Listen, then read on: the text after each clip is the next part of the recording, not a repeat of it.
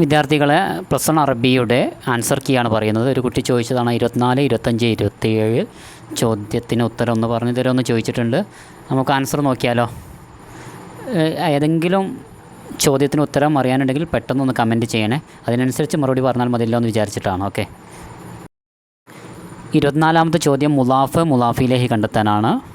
നമുക്കറിയാം മുലാഫിലേഹിക്ക് ഇറാബ് എപ്പോഴും ജറായിരിക്കും. മുലാഫിനിക്ക് അലിഫ്ലാം വരില്ല. കാര്യങ്ങളൊക്കെ നമ്മൾ പഠിച്ചതാണ്. നോക്കാം. ഹാജാത്തുൽ ഇൻസാനി, ഹാജാത്ത് എന്നുള്ളത് മുലാഫ്, ഇൻസാനി മുലാഫിലേഹി.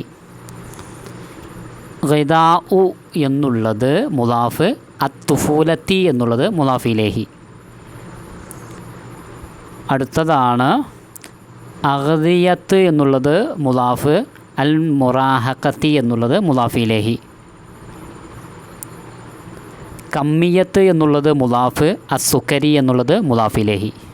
ഓക്കെ, ഒരിക്കൽ കൂടി മുലാഫ് ഏതൊക്കെയാണ്? ഹാജാത്ത്, ഖിദാ, അഗ്ദിയത്ത്, കമ്മിയത്ത്. മുലാഫിലേഹി ഏതൊക്കെയാണ്? ഇൻസാനി, അത്തുഫൂലത്തി, അൽ മുറാഹഖത്തി, പിന്നെയോ അസുക്കരി. അടുത്ത ചോദ്യമാണ് ഖിയമുൽ ഇൻസാനിയ, മാനുഷിക വിഭവങ്ങളിൽ പെടുന്ന കാര്യങ്ങൾ ഏതൊക്കെയാണ്? അൽ മവാരിദ് ത്വബഇയ്യ, പ്രകൃതി വിഭവങ്ങൾ, അസർവത്ത് ദവാജിനിയ, വീടുമായി ബന്ധപ്പെട്ട കാര്യങ്ങൾ. നോക്കാം. ഖിയമുൽ ഇൻസാനിയ, മാനുഷിക വിഭവങ്ങൾ, അമാനത്ത്, സത്യസന്ധത, അത് വ്യക്തമാണ്.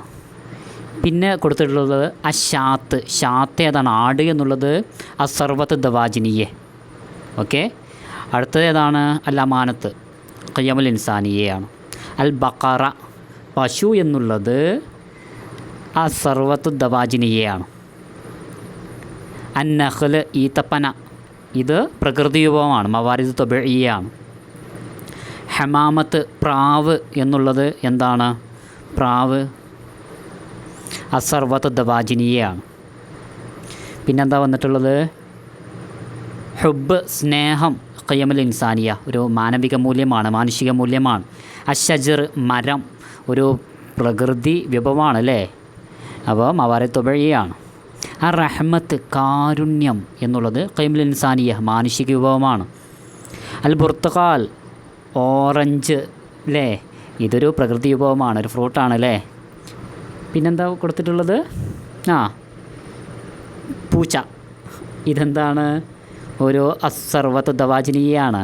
അൽ മവദ്ദ എന്ന് പറഞ്ഞാൽ വാത്സല്യം, ഇത് ഖിയമുൽ ഇൻസാനിയ. വ്യക്തമാണോ? ഒരിക്കൽ കൂടി പറയണോ? ഖിയമുൽ ഇൻസാനിയ, മാനുഷിക വിഭവങ്ങൾ പെടുന്നതാണ് അമാനത്ത്, സത്യസന്ധത. പിന്നെ അതിൽ വരുന്ന കാര്യം ഹുബ്, സ്നേഹമാണ്. പിന്നെ വരുന്ന കാര്യം റഹ്മത്ത്, കാരുണ്യമാണ്. പിന്നെ വരുന്ന കാര്യം മവദ്ദത്ത്, വാത്സല്യമാണ്. ഓക്കെ, അൽ മവാരിദ് ത്വബഇയ്യ, പ്രകൃതി വിഭവങ്ങൾ വരുന്ന കാര്യമാണ്. നഖ്ല് എന്നാണെങ്കിൽ ഈത്തപ്പന എന്നാണ്. നഹ്ല് എന്ന് പറഞ്ഞാൽ തേനീച്ചയാണ്. ഓക്കെ, പിന്നെയോ പ്രകൃതി വിഭവങ്ങൾ ഏതൊക്കെയാണ്? ഷജർ, മരം അല്ലേ? ബുർത്തുഖാൽ, ഓറഞ്ച്, ഇതൊക്കെ ഒരു പ്രകൃതിയുമായി ബന്ധപ്പെട്ടതാണ്. പിന്നെയോ അസർവത്ത് ദവാജിനിയ, ഷാത്തുണ്ട്, ആടുണ്ട്. ബക്കറ, പശുവുണ്ട്. ഹമാമത്ത്, പ്രാവുണ്ട്. ഖത്ത്, പൂച്ച അല്ലേ? പൂച്ചയുണ്ട്. ഇത്രയല്ലേ ഉള്ളൂ. ഓക്കെ, ഇനി ആദാത്ത് സെഹിയ, ഗൈറു സെഹിയ, ആരോഗ്യപരമായ ശീലങ്ങളും ആരോഗ്യപരമല്ലാത്ത ശീലങ്ങളുമാണ്. തനാവുലുൽ അസ്മാക്കി വൽ ലുഹൂമിൽ ഫാസിദ, എന്താണ് അർത്ഥം? എന്താ? മോശമായ, കേടായ മത്സ്യവും മാംസം കഴിക്കുന്നു. ഇത് ഗൈറു സെഹിയ, ആരോഗ്യപരമല്ലാത്ത ശീലമാണ്. പിന്നെയോ തനാവുലുൽ ഖുദറിൽ മസ്മൂമ, വിഷം കലർന്ന പച്ചക്കറികൾ കഴിക്കുന്നു. ഇതും ഗൈറു സഹിയാണ്, ആരോഗ്യപരമല്ലാത്ത ശീലമാണ്.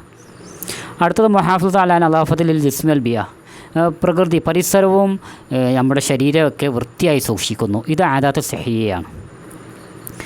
തനാവുൽ അത്ഇമ മുതലമ്മനത്തിൽ വിറ്റാമിനാത്ത്, വിറ്റാമിനുകൾ അടങ്ങിയ ഭക്ഷണം കഴിക്കുക എന്നുള്ളത് ആദാത്ത് സിഹിയാണ്, ആരോഗ്യകരമായ ശീലമാണ്. ഖളാഇ വഖ്തിൻ തവീലിൻ അമാമ ഷാഷാത്തി ഇലക്ട്രോണിക് ഡിവൈസിന് മുമ്പിൽ ധാരാളം സമയം ചെലവഴിക്കുക ഗൈറു സഹിയാണ്. അൽ മുദാമത്തു അല മുഫാറസത്തി നഷാത്താത്തിൽ ബദനിയ അല്ലേ.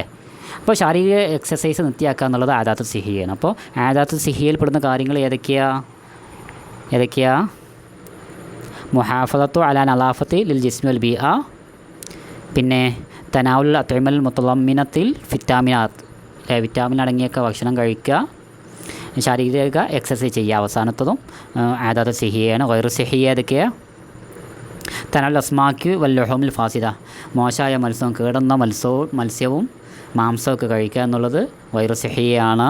വിഷം കലർന്ന പച്ചക്കറി കഴിക്കുക. തനാവുൽ ഖുദരിൽ മസ്മൂമ, അത് ഗൈറു സിഹിയാണ്.